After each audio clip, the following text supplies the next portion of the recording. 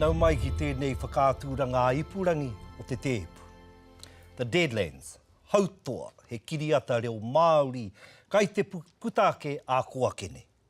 Kai kunei, ētahi wana tāngata. Tēnā Tainui, he kiriata para whakawai tēnei. Heha tana tino mana ki tāu te tiro.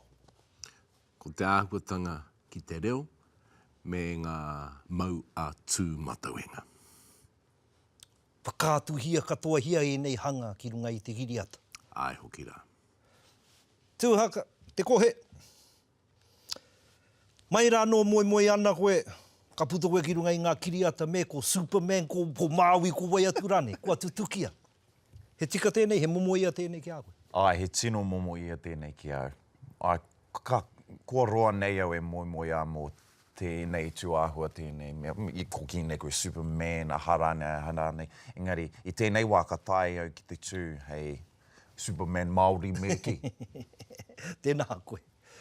Waihoroi, ka tahi anō, ka tau tēnei tikanga tātou te haka, te mau rākau hoki, ki roto ki tōna horopaki o mua. Hau whakaaro?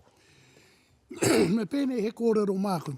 Kua rua te kau mātahi tau, mai i te kitenga o te kanohi Māori e amo pianana, i ngā puke o Muriake nei, i muri o te whakaahua. He hāwini te Māori na tērā whakaari. I nāe nei ko neke mai ai te hāwini, hei whetū mō muatanu o te pikitia kawe i ana mahi. I tōna ao, i ōna mahi o te ao kōhatu mai rāno, i nāe nei ko ki te tātou, ko neke mai tātou, hei tirohanga tūturu mai mā te ao i tō tāua āhua o muatu i te tainga mai o te Pākehā.